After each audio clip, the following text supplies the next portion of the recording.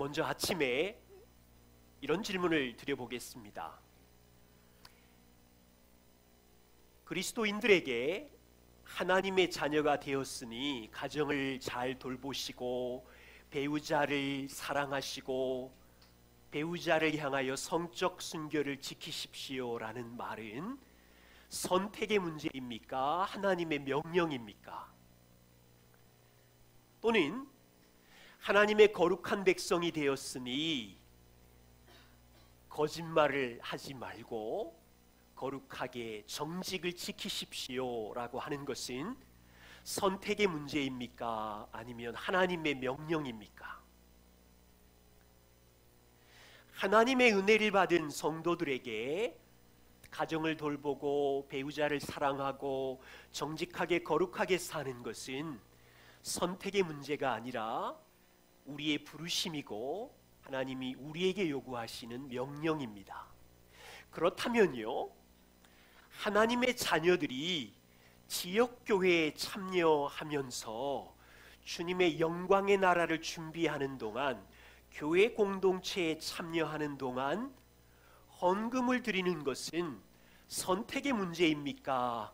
기쁨으로 참여해야 하는 특권입니까? 저는 주님의 은혜교회를 시작하면서 가장 설교하기 불편하고 힘들었던 주제가 바로 오늘 이 헌금입니다. 왜냐하면요, 교회 생활 중에 헌금을 강요하는 현실로 인한 상처 때문이기도 하고, 어린 시절 저희 부모님들도 헌금을 주제로 11조를 주제로 종종 갈등하고 싸우는 것을 보았기 때문에 헌금에 대한 부정적인 상처가 있습니다. 그래서요, 헌금에 대한 설교를 가급적이면 피했습니다. 그리고 2년 전에 한번 여러분들과 말씀을 나눈 적이 있고, 오늘 교회에서 두 번째 헌금에 대한 말씀을 드립니다. 이제 알아가게 되는 진실이 있습니다. 하나님의 은혜를 경험한 성도들이 드리는 헌금은 성도들의 놀라운 특권이고 기쁨임을 배워갑니다. 오늘 우리는요, 두 가지를 살펴볼 텐데, 우리가 드리는 이 헌금은 하나님께 적선하는 것이 아니라 하나님이 우리에게 부어주신 은혜에 대하여 반응하는 열매입니다. 그것이 맞다면 하나님이 기뻐하시는 헌금의 원리는 무엇인지 한 5가지 정도 오늘 본문 말씀을 중심으로 살펴보려고 합니다. 먼저, 헌금이 언제나 하나님이 주신 복음의 은혜에 대한 성도의 열매라는 사실을 고린도후서 8장에서 찾아보려고 합니다.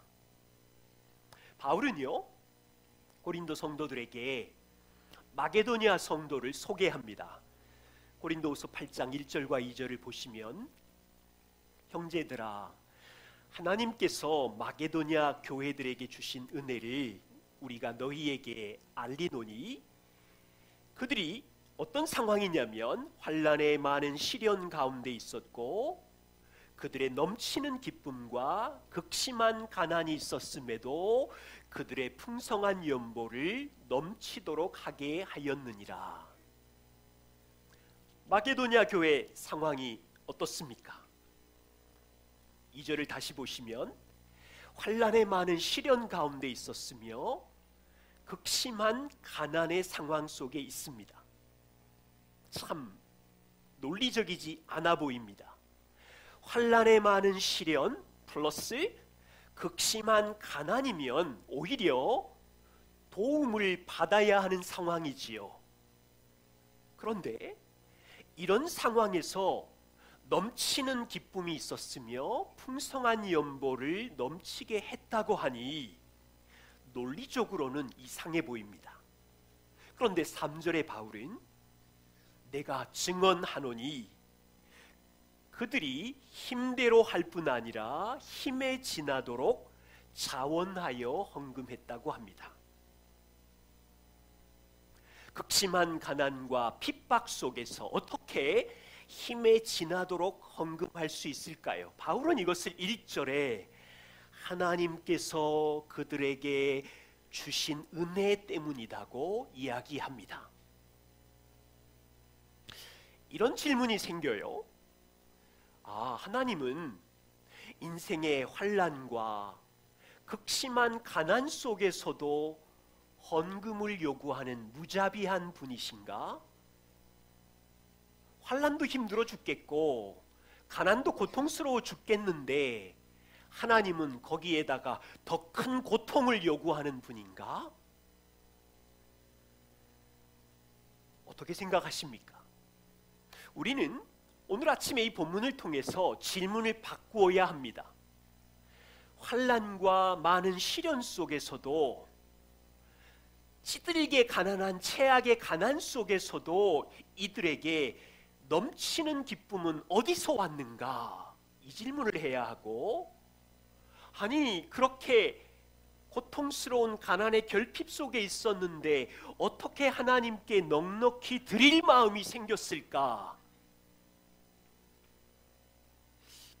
마게도냐 성도들은 감정도 없는 기계가 아닙니다. 우리와 같은 사람이에요. 그들에게 닥친 고통스러운 가난, 최악의 박해는 날마다 어려움이었어요. 여러분, 가난도 고통스러워 죽겠는데 매일마다 환난의 시련, 박해의 괴로움이 밀려오면 마음이 깨어지고 절망이 밀려오는 것인데, 이런 최악의 상황 속에서 잠깐의 기쁨이 아니라, 단순한 기쁨이 아니라 넘치는 기쁨이 있었으며 힘에 지나도록 자원하여 풍성한 연물을 어떻게 드릴 수 있었지? 바울은 이것을 하나님의 은혜라고 이야기합니다. 존 파이퍼 목사님은 이 은혜를 말하기를, 위로부터 하나님의 은혜가 내려와 자신의 내면으로부터 기쁨이 솟아오르기 때문에 바깥으로 관대함이 흘러나가는 것이다. 바울은 8장과 9장 전체에서 8장 1절, 4절, 6절, 7절, 9절, 16절, 19절 10번이나 은혜가 위로부터 이들에게 흘러들어서 기쁨을 주체하지 못하여 바깥으로 관대하게 나누어 주었다 이야기합니다. 솔직히 고백하면요, 저도 이 말씀이 처음에는 아니 어떻게 가난과 시련 속에서 풍성한 헌금이 흘러나와, 이건 상식적으로 이해가 안 되는 거야. 여러분, 우리의 본성은요, 자기 보존 본능이 있기 때문에 절박한 고통과 극심한 가난 속에서는 이 본성이 움츠리게 되고 인색하게 되고, 가난으로 인하여 두려움이 밀려와서 미래에 대하여 고통이 쌓이지. 어떻게 이런 상황에서 내면에 넘치는 기쁨으로 나누어 줄 수 있어요? 이것은 엄청난 일이에요. 대체 무슨 은혜이기에 이런 일이 가능해요? 이 극심한 환난과 가난 중에 이들의 주머니를 열 수 있는 넘치는 기쁨은 대체 무엇이기에? 여러분, 이건요, 존 파이퍼 목사님의 위로부터 내려오는 하나님의 은혜가 넘쳐야만 가능한 일이에요. 바울은 그것을 8장 9절에서 구체적으로 설명합니다. 위로부터 내려온 하나님의 은혜는 그리스도께서 행하신 그리스도의 은혜를 알기 때문임을 고백합니다. 고린도후서 8장 9절을 보십시오. 우리 주 예수 그리스도의 은혜를 너희가 알거니와 부요하신 그리스도께서 너희를 위하여 가난하게 되심은 그의 가난하게 되심으로 말미암아 너희를 부요하게 하려 하십니다. 헌금은요, 항상 예수 그리스도께서 행하신 복음의 은혜의 뿌리를 두게 되어 있어요. 여러분, 이 구절에서 세 가지를 발견해야 합니다. 그리스도는 어떤 의미에서 부요하신 분인지 이해해 가야 하고요, 그리스도는 어떤 의미에서 나를 위하여 가난하게 되셨는지 그 생각의 깊이를 더해 가야 하고요, 그 부유하신 분이 가난하게 되심으로 내가 어떤 영역에서 부유하게 되었는지 일생 동안 알아갈수록 우리에게는 넘치는 기쁨이 있습니다. 그는 갈릴리 청년 정도가 아니었어요. 그는 누구였습니까? 몇 주 전 골로새서 1장에서 발견한 것처럼 그는 역사 가운데 한 청년이 아니었으며 영원전에 계셨던 하나님의 아들이셨고 만물이 존재하기 전부터 계셨던 영원자셨고 모든 능력과 권능을 가진 전능자의 부요함을 가지신 분이셨어요.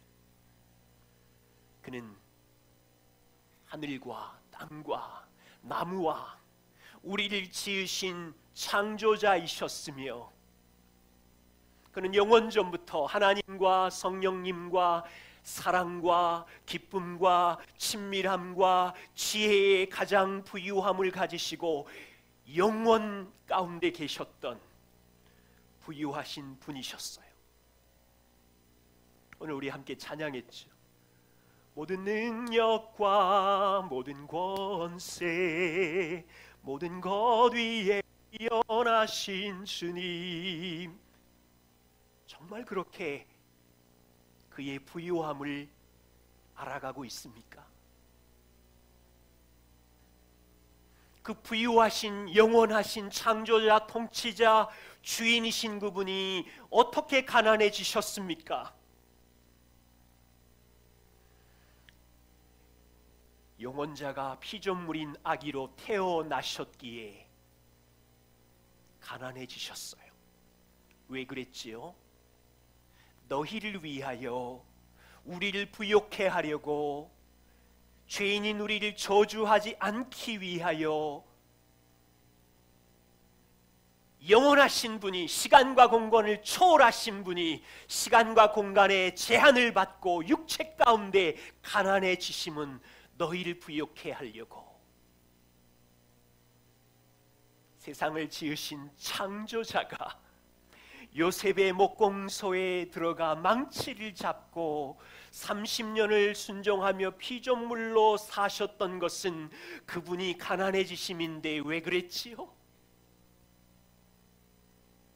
역사 가운데 누구도 자신의 노력과 힘으로는 의롭게 하나님 앞에 설 수 없기에 우리를 위하여 의로움의 부유함을 주시려고 가난해지셨어요.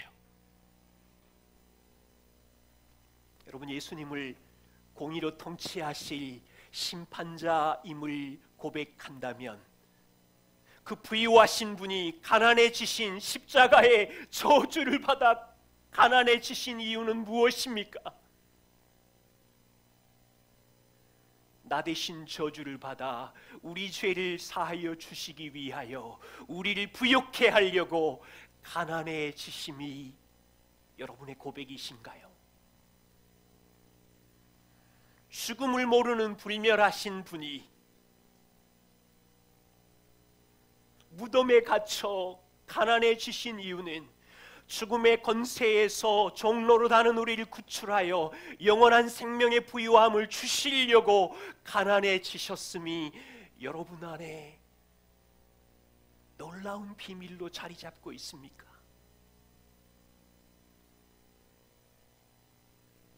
그의 가난하심 때문에 마게도냐 성도들이 누리는 이 부유함이 저와 우리의 부유함인지요? 그들은 위로부터 내려진 하나님이 주신 그리스도를 통하여 주신 은혜를 받았기에 얼마나 부유한 자인지 그 은혜를 알았기에 그 부유함이 무엇입니까? 사단의 노예였던 우리들이 사랑의 예수 그리스도의 아들의 나라로 옮겨진 부유한 기쁨이 마게도냐 성도들에게 있었는데 여러분에게 있으세요?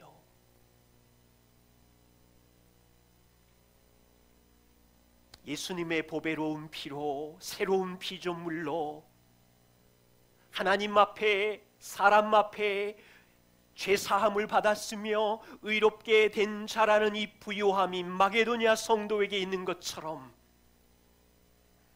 여러분 직장 속에, 가정생활 속에 이 부유함을 누리며 기쁨이 넘치시는지요?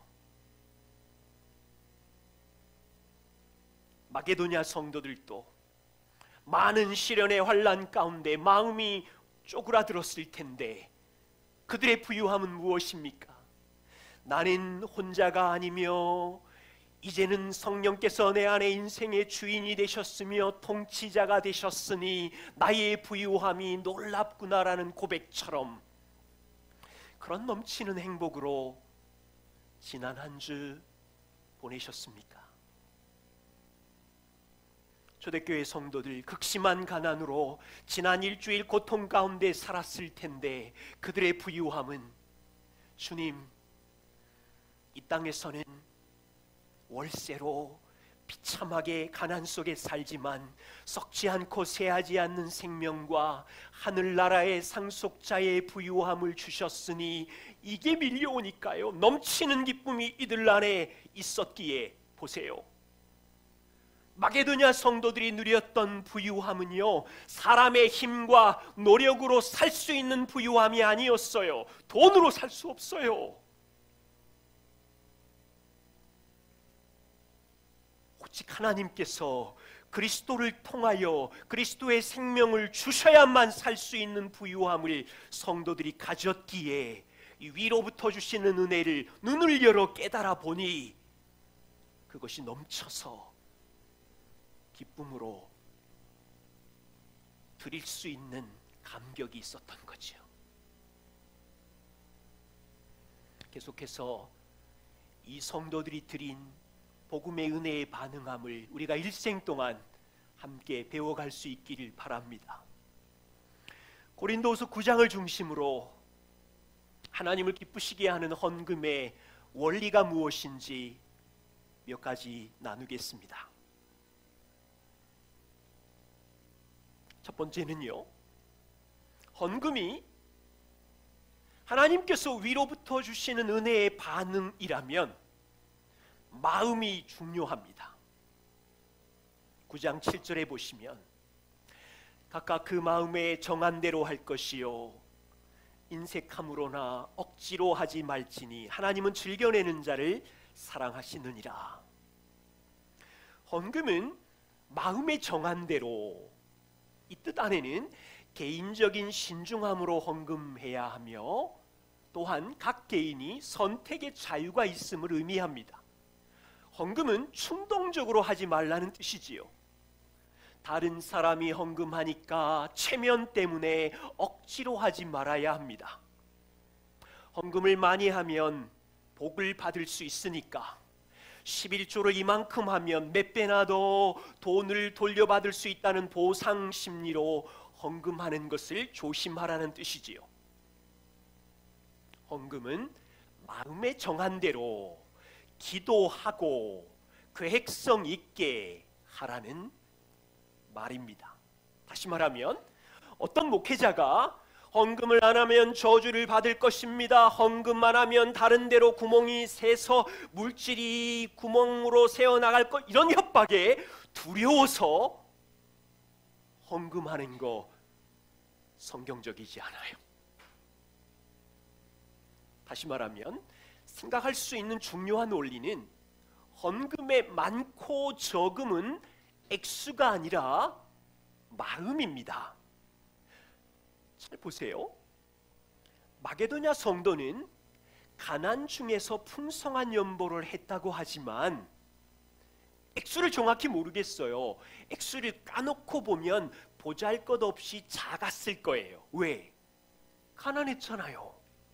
그런데 하나님 앞에서 풍성하대요. 보세요. 헌금의 많음은 그 사람의 부에 비례해서 생각해야 합니다. 만일 어떤 사람이 월급이 1,000,000원이에요. 그래서 11조를 100만원을 드렸어요. 어떤 사람은 100만원의 월급에서 10만원, 10% 11조를 드렸어요. 사람의 눈에 볼 때는 뭐가 더 커요? 100만원. 100만원이 10만원보다 10배는 많지만 하나님이 보실 때 비율은 똑같은 거예요. 그런데 만일 100만원을 드린 사람이 10만원을 드린 사람보다 나는 10배나 많이 헌금으로 드렸다고 우월감으로 비교하며 드렸다면 이 마음은 적게 드린 거예요. 만일 10만원 드린 사람이 나는 액수가 작아서 창피해라고 초라해라고 생각한다면 이 또한 마음을 드린 것이기에 적게 드린 거예요. 잘 이해하셔야 돼요. 마게도냐 성도가 가난 중에 보잘것없는 액수를 드렸지만 그리스도의 은혜에 감사하는 마음의 태도가 큰 것이었기 때문에 바울은 하나님께 풍성하게 드렸다고 말하는 거예요. 반대로 헌금 액수가 사람 보기에 크다고 할지라도 마음의 동기가 보상심리나 두려움이나 사람의 인정 때문에 드렸다면 하나님 앞에서 초라한 헌금이 되는 거예요.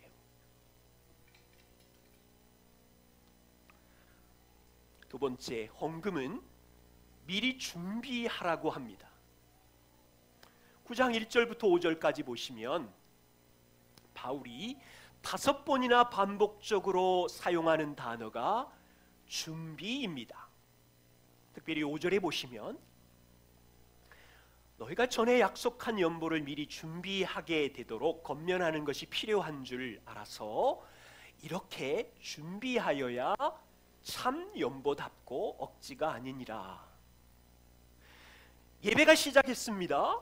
헌금 시간이 됐을 때 그때서야 얼마를 오늘 헌금하지 라며 지갑을 꺼내는 것은 좋은 습관이 아닙니다. 헌금이 가벼운 적선이 되지 않도록 미리 기도하고 준비하는 거예요.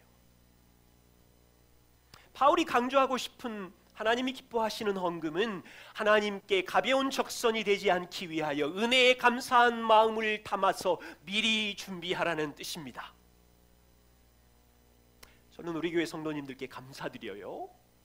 어린아이로부터 시작해서 100원이든 1000원이든 얼마든 상관없이 봉투에 이름을 적고 감사헌금으로 여러 가지 헌금으로 넣어서 하나님께 미리 준비해서 감사드립니다.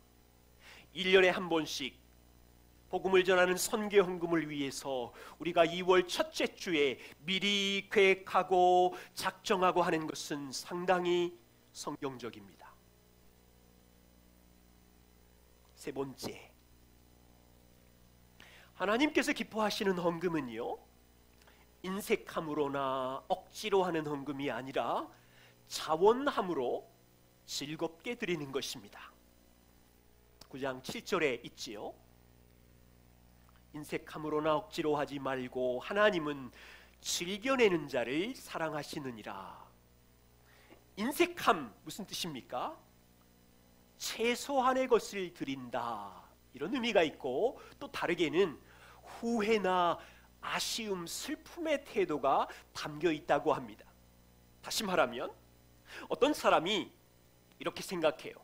내가 작년에 1월부터 12월까지 헌금을 계산해 보니 300만 원을 드렸는데 만일 헌금을 하지 않았더라면 그 300만 원으로 최신형 컴퓨터를 2대 살 수 있었고 공기청정기 비싼 것을 1대 살 수 있었는데 아이고 아쉽구나, 후회의 마음이 든다면 이런 헌금은 하나님께서 기뻐하지 않으신대요.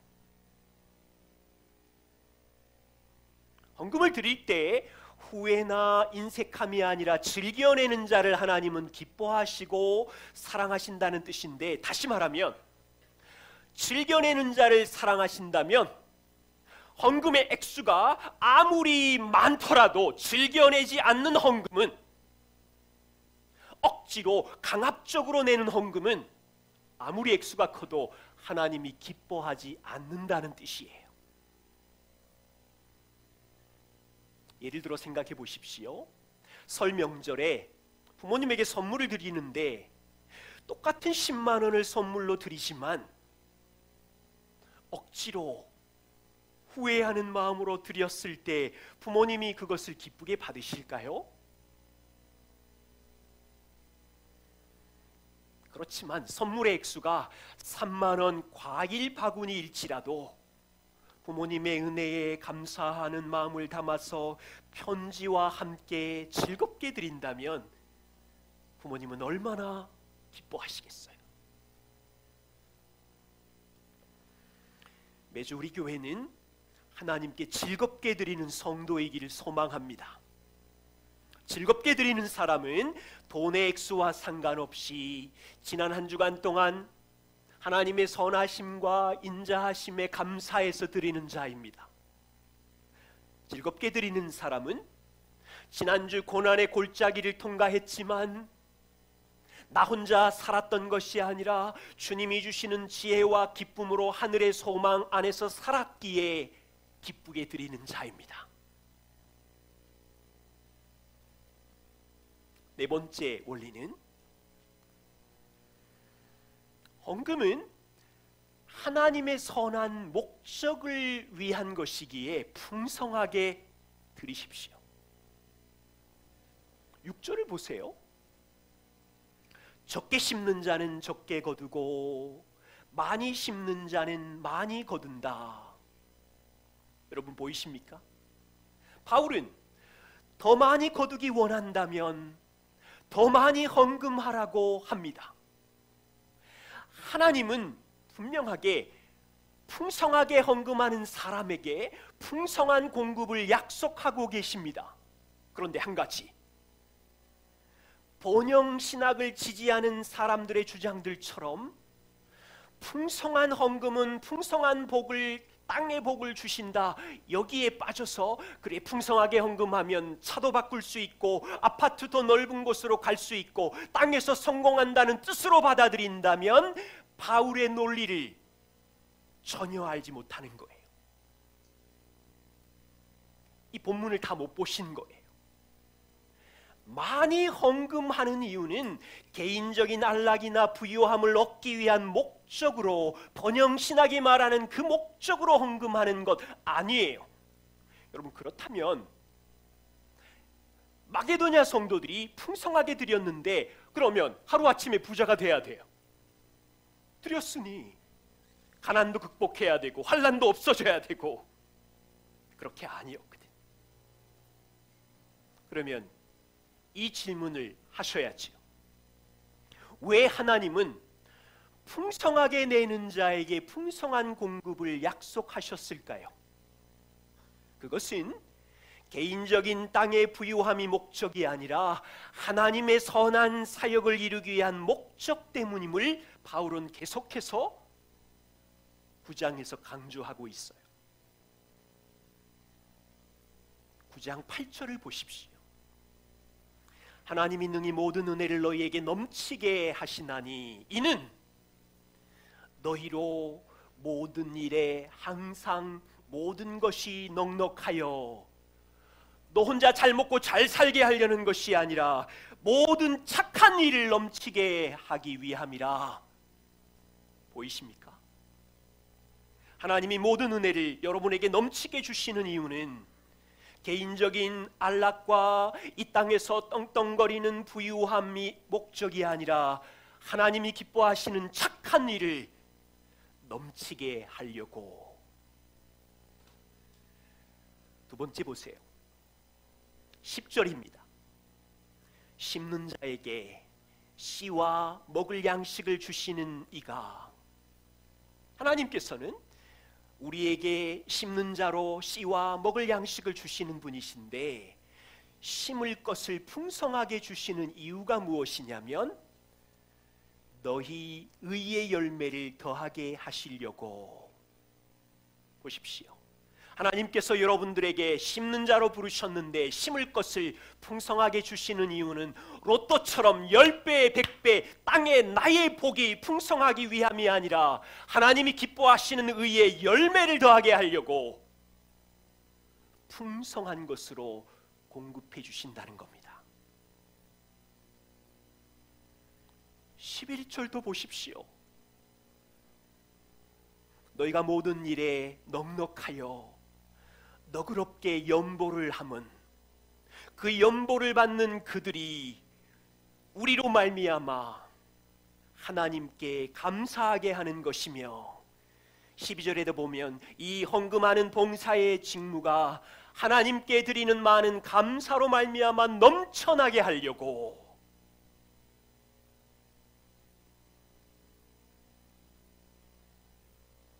우리가 모든 일에 풍성한 헌금으로 드리게 되면 이 헌금을 받는 선교지 사람 선교사들에게 감사가 넘칠 것이고, 사랑 나눔 헌금을 풍성하게 드리게 될 때 이 헌금을 받는 사람들에게 감사가 넘치며 하나님께 영광을 돌리는 일이 있을 것이기에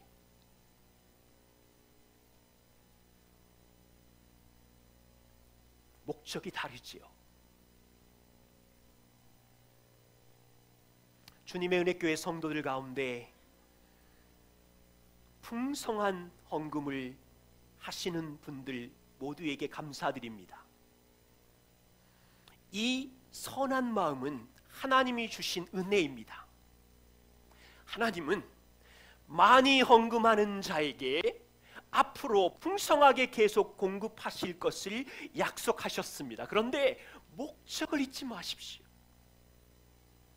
하나님이 풍성하게 공급하는 이유는 그 풍성함으로 내가 부자 되었습니다, 부유한 사람이 되었습니다, 우월감을 가지고 자기의 부를 쌓고 만족을 삼으라는 목적이 절대 아니에요.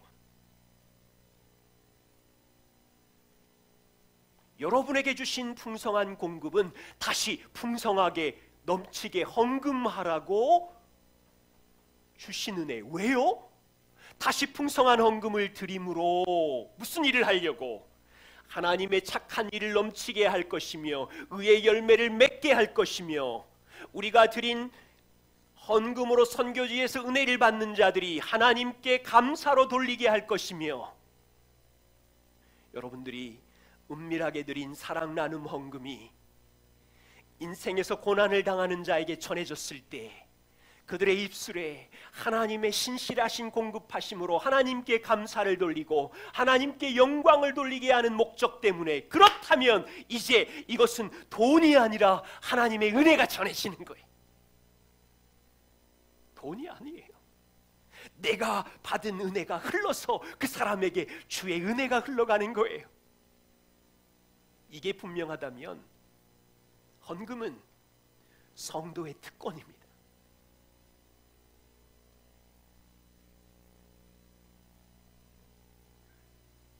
바울은 이것을 알았기에 8장 7절에서 이 은혜에도 풍성하게 할지니라, 서로 나누어 주는 이 은혜에도 풍성하게 해서 성도의 특권을, 하나님의 은혜를 나누는 자로 설지니라.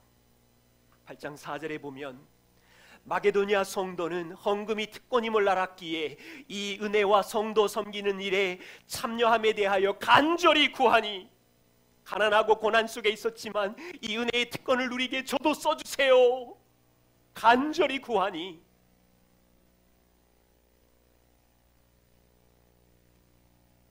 하나님이 요구하시는 것은 어쩌면 돈이 아니라 하나님이 원하시는 것은, 여러분, 만일 돈이었으면 부자들의 마음을 움직이면 얼마나 쉽겠어요. 아니, 초대교회 극심하게 가난한 사람의 전 재산을 내어 놓아봤자 성경에 나오는 두렙돈의 가부의 보잘것없는 액수였을 텐데, 찌들게 가난한 사람이 자기 있는 돈 다 털어봐야 한 5만 원 정도 될까요? 그런데 당시에 로마나 도시의 부자의 주머니를 흔들면 그냥 꺼내어 놓아도 한 100만 원짜리 수표 여러 장은 나올 텐데, 초점은 돈의 액수가 아니라니까요. 하나님이 어떤 사람을 은혜를 전하는 통로로 쓰시는지 보십시오. 하나님은 복음의 은혜를 아는 사람을 사용하여 하나님의 은혜를 흘려보내는 통로로 쓰고 계시는 거예요. 왜 그렇습니까? 하나님이 지금 하고 싶어 하시는 일은 100만 원이나 어마어마한 돈으로 할 수 없는 일이기 때문에 그렇습니다. 하나님이 하고 싶은 일은 생명을 살리는 일이었고, 하나님이 하려고 하는 일은 예루살렘 교회를 살리는 일이었고, 하나님이 하고 싶은 일은 자기 피로 산 성도들, 예루살렘 교회의 거룩한 백성들을 선하게 세우는 일이었는데, 이런 일은 돈으로 할 수 없는 일이었어요. 여러분, 삼성이 한 해 수십조 원의 수익을 올렸고 수십 채의 빌딩을 가지고 있어도 한 생명을 살릴 수가 없어요. 초대교회 로마의 부자들, 권력자들이 가진 돈이 아무리 액수가 커도 한 생명을 천국에 보낼 수가 없어요. 어쩌면 세상의 부자와 권력자들이 마게도냐 성도들의 가난 속에서 내는 성도들의 액수를 보고 비웃고 조롱할 수 있었지만, 예수님 앞에 오병이어의 조그만한 걸 드렸을 때 부자들은 조롱할 수 있었지만, 하나님은 극한 가난 속에서도 보잘것없는 돈을 사용하여 예루살렘 교회를 살리고 싶었고, 성도들에게 영원한 진리를 가르쳐주고 싶었고, 하나님의 은혜를 경험한 자들이 그 은혜를 흘려보내는 원리를 보여주고 싶었던 거죠.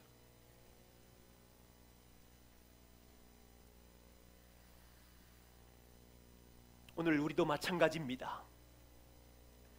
올 한 해 환난과 어쩌면 재정적인 어려움의 가난 속에 있을지라도 우리가 하나님께로부터 위로부터 받은 복음의 은혜를 아는 자라면, 우리가 주님께 드리는 돈이 과부가 내어놓는 두렙돈 같은 작은 돈일지라도, 오병이어와 같은 작은 헌신일지라도, 하나님은 그것을 하나님의 손에 붙들고 생명을 살리고 복음을 전하는 일에 사용하시기에, 인생의 어떤 상황 속에 있든지 우리의 드림은 하나님이 사용하시는 특권이라는 것이요.